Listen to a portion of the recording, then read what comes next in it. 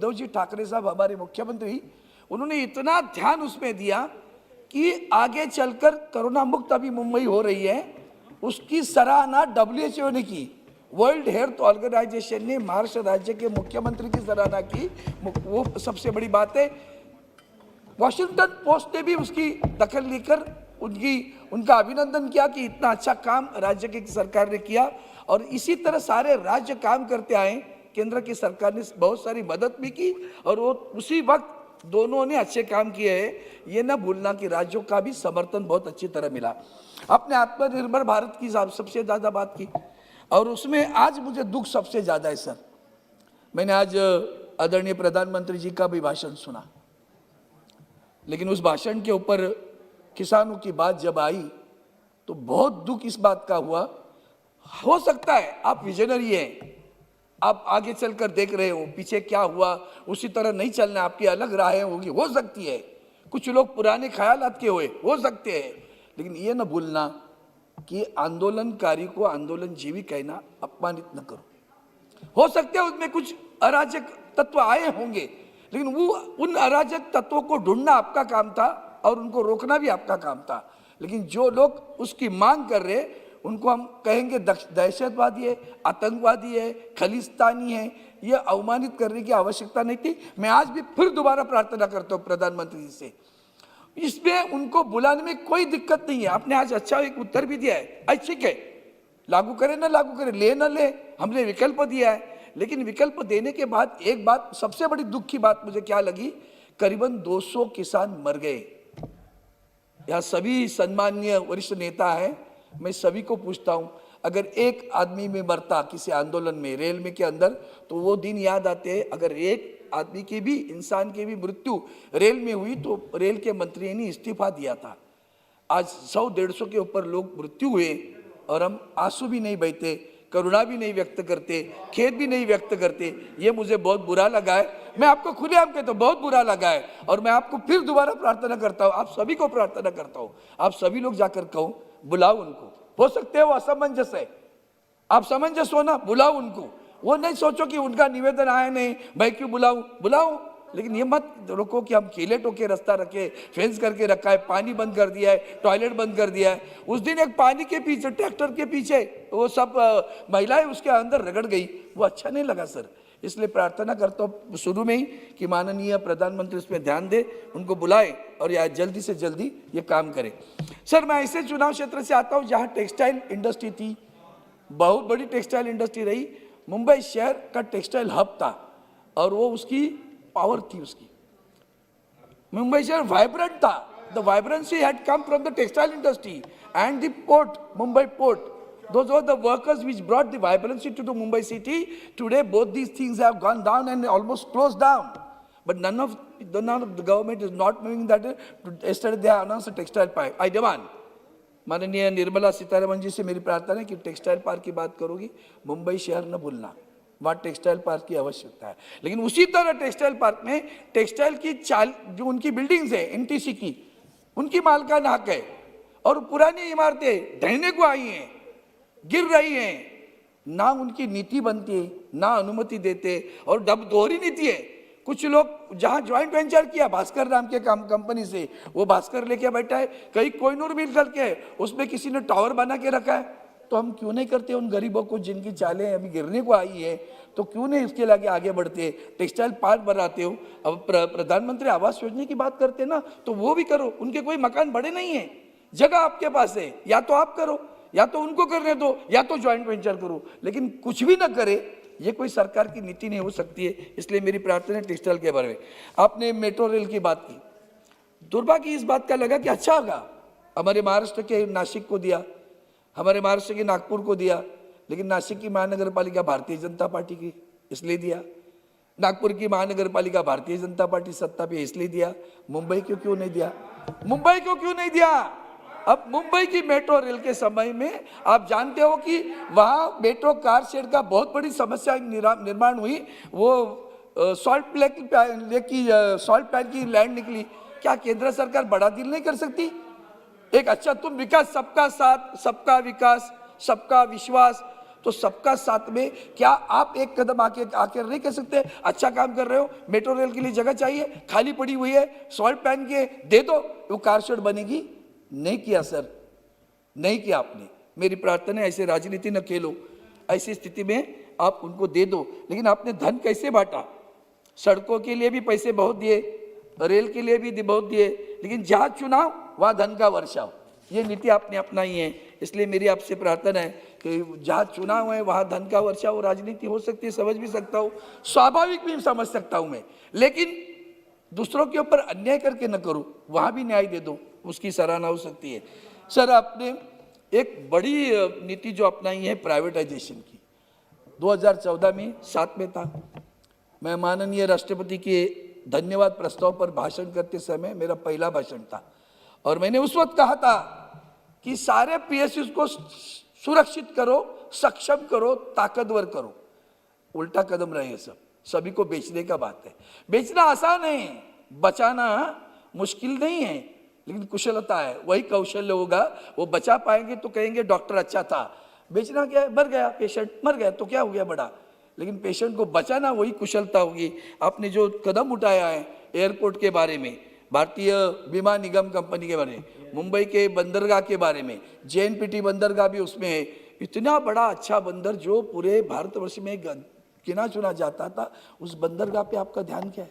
Private करोगे? करो। कब करोगे? कब रोजगार निर्माण होगा? मैं रविशंकर जी आपको खास के नाम लेकर बोलता हूँ, अब हम जब एक सारा निर्णय लेते हैं ना, कभी तो सोचो सोशल इम्पैक्ट क्या होगा। I feel my government is never have ever thought of a social impact. The moment you close down one industry, thousands of people become jobless. And in middle age, if they are jobless, what will they do, sir? At the age of 40s, neither they can go back nor they can go forward. And what we are giving to them? VRS के पैसे आज भी MTEL के बचे हैं, अभी भी कुछ पैसे बचे नहीं मिला, लेकिन बाकी कंपनी तो चलनी चाहिए कि नहीं चलनी चाहिए? रोजगार निर्माण होना चाहिए कि नहीं? हम रोजगार शब्द का प्रयोग इतना आसानी से करते हैं, नौकरी और रोजगार में फर्क है। आखिर में आऊंगा, अब एक बड़ा रिपोर्ट मेरे पास आया हुआ है, वो इसलिए मैं कहता हूँ। उसी तरह बंदरगाह में मछली चलन के लिए आप कर रहे हैं, आप मछली पालन के लिए, लेकिन यही एयर इंडिया थी जो वंदे भारत करके लोगों को लेके आई। आज उसके ऊपर अपना प्यार होना चाहिए। हम आंसू बहाते तो हमारे आंसू दिल के आंसू होते, दूसरे के आंसू नक्राश्रु होते, मगरी के आंसू होते हैं, ऐसा मत सोचो। क्रोकोडाइल आंसू मत कहो। उनको जब एयर इंडिया बेची जाएगी ना, तो मेरे जैसे आदमी को भी रोना आएगा। न कि मैं एयर इंडिया का कभी एम्प्लॉय था, न मैं आज भी हूँ, लेकिन मुझे रोना आएगा कि एक भारत का सम्मान था, गर्व था, घमंड था, उसको देखता था एयर इंडिया की, उसको बेचे जा रहे हम लोग। वो अच्छी बात नहीं लग रही है। कुछ तो सोचो सोशल इम्पैक्ट क्या होगा। 10-10, 20-20 बरस वहाँ के बच्चे टेम्पररी करके काम कर रहे, वही तनख्वाह, कुछ नहीं है। अब बाद में क्या होगा सोशल इम्पैक्ट? हम क्या पेंशन देते हैं, 1000 रुपया, क्या होगा उसका? ये सर आधा अधूरा अंधानुकरण चल रहा है हमारा। पश्चिम राष्ट्रों में, वहां सर अमेरिका में अगर रिटायर्ड हो गया तो पेंशन भी मिलती है, स्वास्थ्य की सारी जिंदगी भर जिम्मेदारी सरकार उठाती है। हम करते हैं? हमने 75 वर्षों वाले हमारे बुजुर्गों के कह दिया इनकम टैक्स की रिटर्न भरने की आवश्यकता नहीं है। अच्छी बात है। कितने लोग हैं 75 वर्ष वाले? बताओ तो सही। आपने अभी अभी कहा 6 लाख कुछ करोड़ लोग हैं जो अभी इनकम टैक्स भरने लगे हैं। 75 वर्ष वाले, अगर 65 करते तो मैं समझ सकता। और वो भी कौन है? क्या पेंशन मिलती है उनको? कोई बिजनेसमैन होगा उसकी बात आएगी, बाकी लोगों को क्या मिलता है कि जो इनकम टैक्स भरेगा? तो इसके ये सब सुपरफिशियल है जो एड्रेस है वो अच्छा नहीं लगता। मछली की पालन की बात कर रहा था। 4300 मुंबई में बोट्स अभी डॉकिंग हुए। 2000 करोड़ की मछली पड़ी हुई है। चाइना वॉज दी उनका बड़ा ग्राहक था। मुंबई और western coast, even Gujarat, they were exporting around 50% of the fish to China. Now that issue I can understand as a national spirit, but then what is the solution for them? हम अपने मछुआरों को क्या कर रहे हैं? उनको सुरक्षित कैसे कर रहे हैं? उनको कोई सहाय दे रहे कि नहीं रहे? बजट में कहीं भी उसका जिक्र नहीं है। ये मेरी आपसे प्रार्थना है। अपने राष्ट्रीय शिक्षा नीति अपनाई है, अच्छी बात है ना? हाल ही में पता है आपको राष्ट्रीय नीति अपना मछुआरों के लिए क्या कर रहे हैं? बताओ, जो वो बता देना, आप जवाब देना, अच्छी बात है। हमने जैसे मैंने पीयूष की बात की, हाल ही में सब अध्यक्ष महोदय चेयरमैन सर 18,000 करोड़ रुपया HAL को देना था, यहाँ से जाना है, अभी तक गया नहीं। और डिविडेंड देने के लिए भी HAL को 1,000 करोड़ रुपया कुछ लोन लेना पड़ा। It's not fair. This money has to go to that is also public sector company. And आपने अभी बहुत सारे जहाज बनाने के काम दिए उनको, लेकिन वो अच्छा काम है। मैं राष्ट्रीय शिक्षा नीति के बारे में एक ही वाक्य कहूँगा, CBSE को स्टैंडर्ड पकड़ के एटलीस्ट मिनिमम कुछ सब्जेक्ट ले लो, मैथ्स, साइंस, जो खास करके JEE एंट्रेंस एग्जामिनेशन के लिए आते हैं, उसका करिकुलम आप किसी भाषा में हो लेकिन वो सेम रखिए, ताकि बच्चे जब उस एग्जाम के लिए बैठते तो गांव के बच्चे पीछे रहते। ये करिकुलम के बारे में आप कुछ नहीं कर रहे, बाकी सारे आपने लिबर्टी दे दी है, ये करिकुलम उस पर अगर आगे जाएगा तो गांव के बच्चे भी आगे जाएंगे। सर, आपने गोवा की स्वतंत्रता दिन 375 वर्ष 60 वर्ष हुए, इसके लिए 300 करोड़ रुपए दे दिए, स्वागत करता हूँ। लेकिन पता है गोवा मुक्ति आंदोलन किसने किया था? गोवा मुक्ति आंदोलन पहले गए हमारे डॉक्टर राम मनोहर लोहिया, फिर SM जोशी, नागा गोरे, ये सारे, मतलब इतने बड़े धुरीन थे ना सर। गोवा मुक्ति आंदोलन का सेंटर मुंबई, मोहन राडे, SM जोशी, नागा गोरे, शिरूभाई लोमिये, महादेव शास्त्री जोशी, केशवराव जेदे, मधु दंडवते, जयंतराव टिळक, त्रिदेव कुमार चौधरी थे। उस वक्त भी सर मेरा ध्यान है। No. I am talking about Tridev Kumar Chaudhary, veteran member of this house, who was in the liberation movement of Goa. No, I do agree. But then see that what I want to say about anything else. उसमें Mumbai was the center.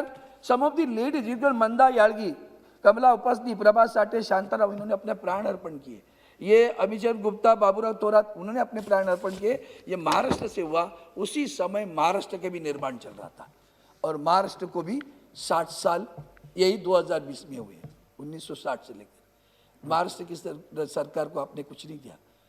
पुर्तगाल से स्वतंत्रता मिली, महाराष्ट्र को भी वैसे ही 106 लोगों ने अपने प्राण अर्पण करने के बाद में महाराष्ट्र का निर्माण हुआ, आपने नहीं दिया। ये मैं आपको याद दिलाना चाहता हूँ। आगे चलकर सब न्यायपालिका के बारे में आपने मुद्दा किया। सर क्या बोलूँ न्यायपालिका में, ठीक है, उसने उनकी भाषा में कहा। मैं एक ही उदाहरण दूंगा। किसी एक आदमी के लिए हमारा सर्वोच्च न्यायालय इतवार को खुलता है, और गरीबों को न्याय देते समय आपको उदाहरण देता हूँ। मुंबई में के जाम मिल के 4 दुकानदार, छोटे दुकान, गरीब लोग हैं, ज़्यादा कमाई नहीं है, उनका NTC ने इतना किराया बढ़ाया कि पूछो। मैं बोले इतना बड़ा किराया कितने देंगे, नहीं कर सकते इसे, थोड़ा किराया कम करो। वो देते गए, वो लेते नहीं गए, कानूनन उनको प्रचा नहीं की, आगे चलकर किराया देना रुक गया। गलती है, लेकिन उसको लेकर विषय सुप्रीम कोर्ट तक आया। कोरोना काल में बोर्ड पे केस आ गई, 4 दुकानदारों को रास्ते पे लाया, रोजगार निर्माण हुआ। ये कोई तरीका है क्या? ये सर्वोच्च न्यायालय, 4 दुकानदारों की केस, गरीब, क्या गुनाह क्या है? किराया नहीं दिया। NTC भी उसके लिए जिद करके बैठी। मैं माननीय स्मृति ईरानी को कहते, वो भी बेचारी मदद करती, लेकिन नहीं हुआ। बोली सुप्रीम कोर्ट के निर्णय के ऊपर मैं क्या करूं, खाली कर दिया। अब मैं सरकार को प्रार्थना करता हूं, कैसे निर्णय होता है। अर्णव गोस्वामी के लिए इतवार को खुलता है, उनके लिए ऐसा न्याय मिलता है। ये न्यायपालिका के बारे में आप ध्यान नहीं दिए। आपने 23 लाख करोड़ का पैकेज दिया, उसमें से हमें क्या मिला? महाराष्ट्र के GST के पैसे 25,000 करोड़ रुपए आज भी आने हैं, अभी तक आए नहीं है। कब मिलेंगे मालूम नहीं। भारी वर्षा, चक्रवात, निसर्ग चक्रवात, किसानों का उसमें बहुत भारी नुकसान हुआ।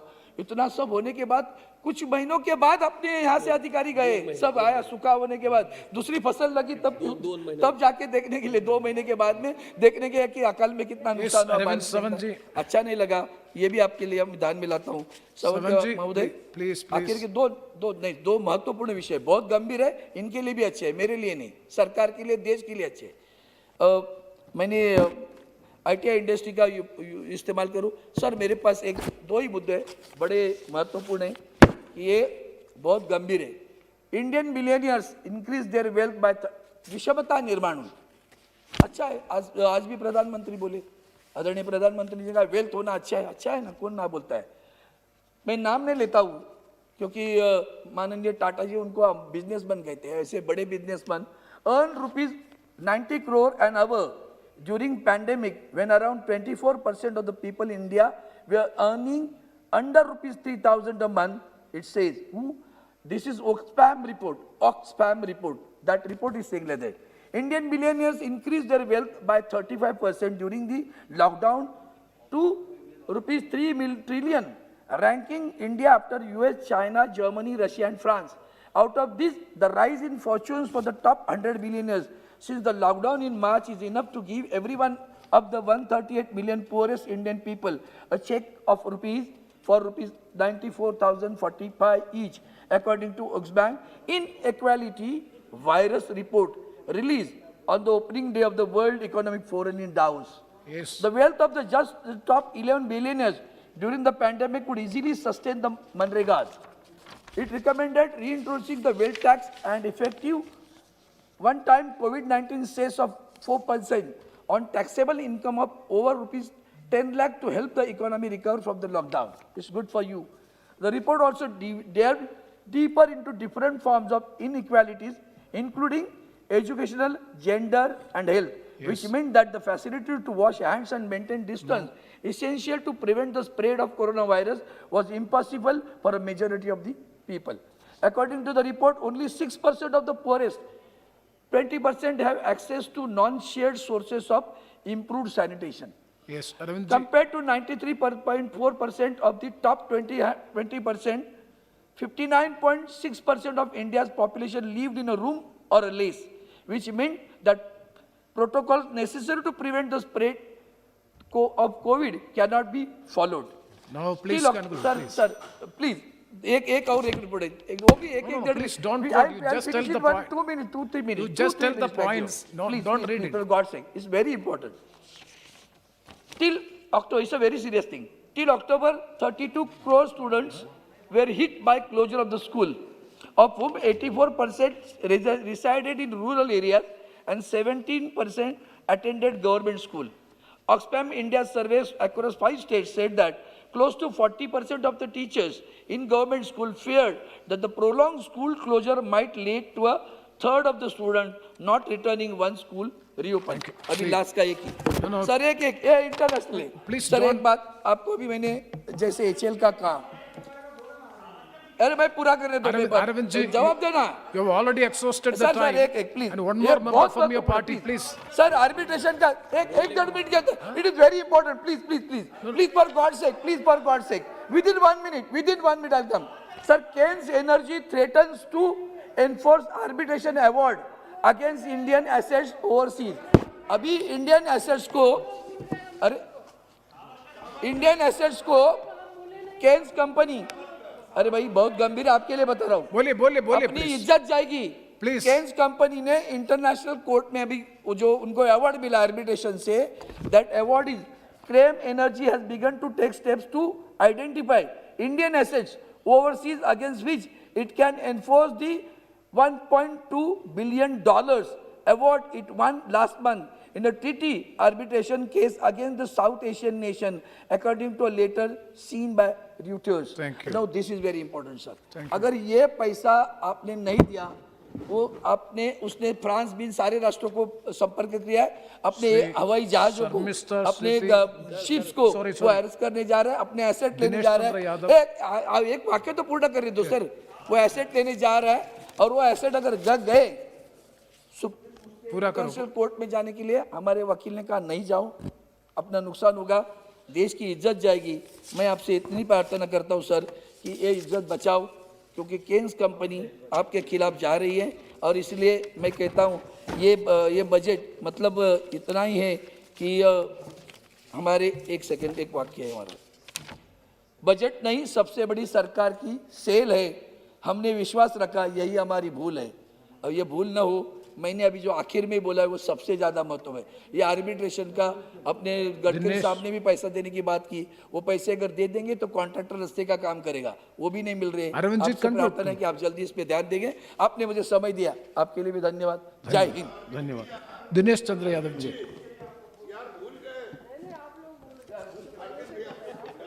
सभापति महोदय, आपने मुझे आम बजट 2021-22 पर चर्चा में भाग लेने की अनुमति दी, इसके लिए धन्यवाद। महोदय, वर्ष 2020 महामारी का वर्ष रहा है और अब भी हम लोग पूर्णतः इस कोविड-19 की महामारी से उबर नहीं पाए हैं। संकट अपने देशवासियों तक ही सीमित नहीं है, यह तो विश्वव्यापी संकट है और हमारे माननीय प्रधानमंत्री जी एवं बिहार के माननीय मुख्यमंत्री जी जिस बखूबी से इस संकट का सामना किए हैं वह तो तारीफ़े काबिल है। यूएन भी भारत के कोरोना से लड़ने में